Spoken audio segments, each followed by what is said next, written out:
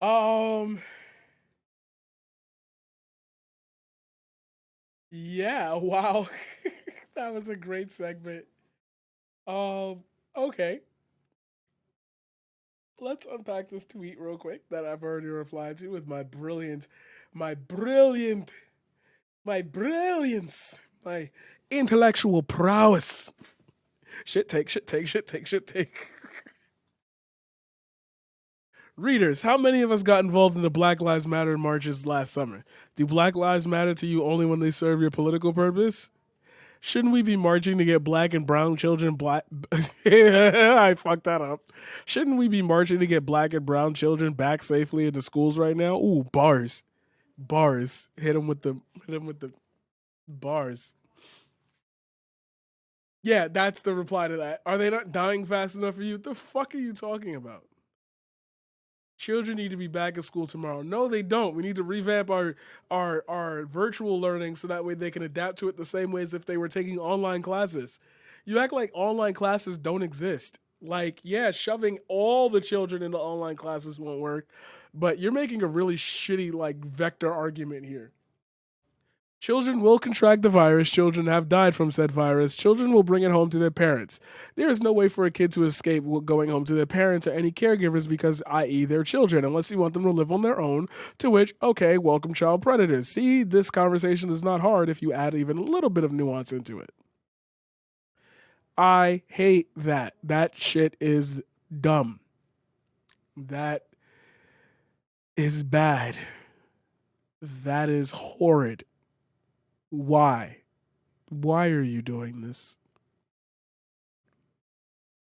There's a wave of anti intellectualism sweeping America. Stock machine go. Brrr. There are people across the country who deny evidence, invent their own facts, and live in their own fantasy land. Yeah, okay. We saw it in the Republicans who denied the reality of Biden victory, and now we see it. We see it now in the teachers' unions. Anti.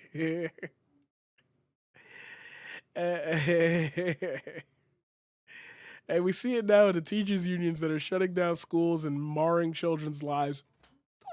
What do you think? Who writes this shit? What is the media becoming? What is that? In the middle of a pandemic, as it's like, when I say middle, it makes me sound like this is the period and then there will be an end. Like, it's gotten progressively worse, like worse, and it has not stopped getting worse. Like, it has just gotten like what? The teachers unions that are shutting down schools and marring children's lives. Yes, because it's not like the government is like, yo, this shit bad, bro. I don't think kids should be going to school. This is what happens when you don't get a pension, yo. You just be saying whatever at this point. I need this job, son. The first fact is that remote learning is a disaster, especially for disadvantaged students. Agree. Hard agree. There we go. That's a point. How you got to that point from the start of this article makes jack shit sense, but okay.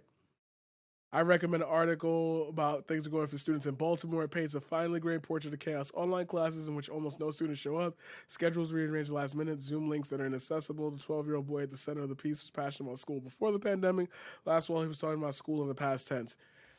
All right. Hey, I'm a teacher. Nice. Hey, paradigm shift is a teacher. So it's nice to meet you guys. I'm going to explain to you very shortly why online schools failed. I had a whole piece written on this. I was going to do a video back in there, back in like April. I did a piece on it on my YouTube about how like this shit failed. But we're gonna do a more. Hey, thanks for the raid. Appreciate you. That's weird. I'm pretty sure 110% of my notifications should be customized. I don't like the stock notifications on this, but thank you for the raid. I appreciate it. Hey, we're here talking about some odd ways of thinking about teaching. Anyway, virtual school fails because not a lot of students can afford laptops or good internet, and you need both in order to be able to do it. This whole needing the camera thing, that whole thing, that's bullshit. Um,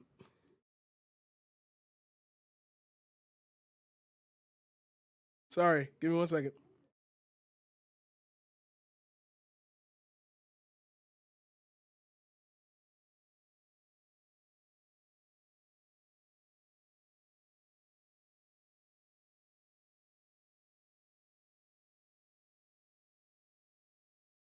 Anyway, sorry. Yeah, kids can't afford internet. Kids can't afford laptops. Kids can't don't have PCs. It's very hard to do this shit on a PS4 type shit. Like, it's an overall bad system because it really highlights income inequality. A lot of you need a good laptop too. You don't want something slow. People say, "Oh, use a Chromebook." That be having that issues. You want a nice solid PC. You want a nice solid laptop because it's gonna have to last you. You don't want to have to it break down or get too slow in 3 months. Then you got to get another one.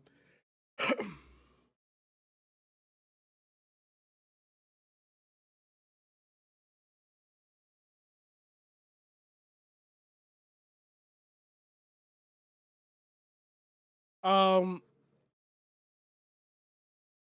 Sorry, I lost my train of thought.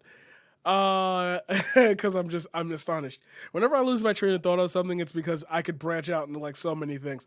Number two, there was no time to prep. There was zero time to prep.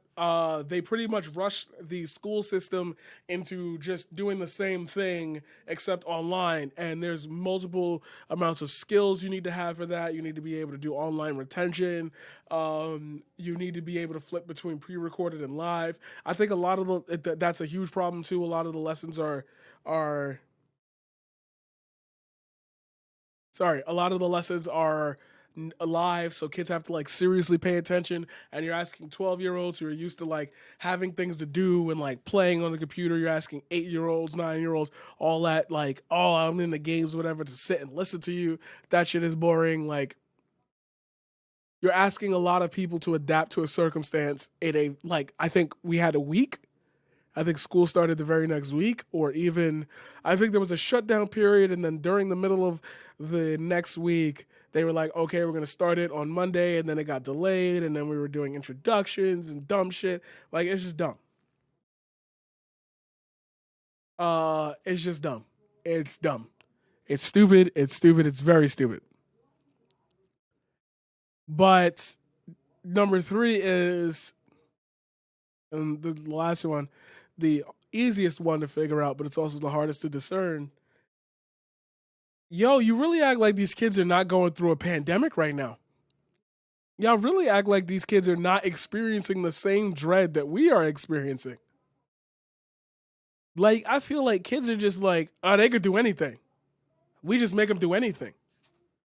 Like, they're going through the pandemic too. They're separated from their friends. They used to hang out every morning and play Yu Gi Oh cards, and one day they were just told, no, you can't do that anymore. Like, we don't care about kids' health at all. Like, at all. If we really cared about kids, give them a break. All right, it's a pandemic. Everybody pass on to the next grade. We're going to halt school for a period of time. We're going to give you resources and things that you have to check in with your school like weekly on. So give them weekly projects. Stuff a lot of information in it. Give them the time to be able to process it without having to be up there at 8 a.m., like waking up and then going on the computer, making sure the internet worked, make sure all of that shit worked. Like, there were steps that we could have taken to make this online transition, because it was forced, make this online transition actually easier, and we just didn't. We just didn't. Now, I'm not saying certain teachers didn't have this in mind. I'm not saying that certain professionals didn't have this in mind. This is a big country. We all approach things differently. But like, the general consensus should have been, how do we make this the easiest on the kids? But instead, we were like, fuck, my tax dollars, my funding. Oh my god, oh my god, oh my god, I'm gonna lose everything. Like, I need to be a principal. I need to be. Okay. I'll tell you what. We'll just put them in the schools. We'll just put them in the schools. Okay. We'll do online schooling. We'll link up on Zoom, and you guys just teach the same way as if you were in the classroom. That shit don't work that way. Imagine if I were talking to you right now, like as a fucking I kind of am. Oh, imagine if I like sat here. All right, class, we're going over this today, and I hope you're taking notes, and I hope you're all ready because there will be an exam. Bro, I'm on Twitch. The fuck are you talking about, bro? Like, yo, my man's is on straight weird shit right now. Like, I'm not gonna read the rest of this article because I broke that shit down. No, we should not be marching for black and brown children back safely in the schools because y'all not gonna do it safely. The whole idea about the reason the economy shouldn't open is because the majority of people are not approaching any solution to any like aid to opening with safety. It's about money, bottom line. So it's extremely weird that like that's where our conversation is. We're not talking about money. Like we're not talking about I'm sorry, we're talking about money. We're not talking about people's health. We're not talking about the feasibility. Like, what if kids can't go to school on their own? Who got to bring them? The parents, caregivers. Who got to take them from school? The parents. They can't. You're asking for a super spreader event every day if you open schools right now. Y'all not doing this shit safely at all. And buildings do not have the time. They needed a whole set of like 4 months tops. We need to do this all the way through. We need to figure out how. And we were talking about opening schools in April. It's almost February of the next year. Like sickos, the lot of them. Like, are you fucking dumb? Are you serious, Mr. Brooks? That is a shit take. You're like he's never even mentioned Black Lives Matter until this tweet. You do not care. You do not care. What like marching are we not dying fast enough for you?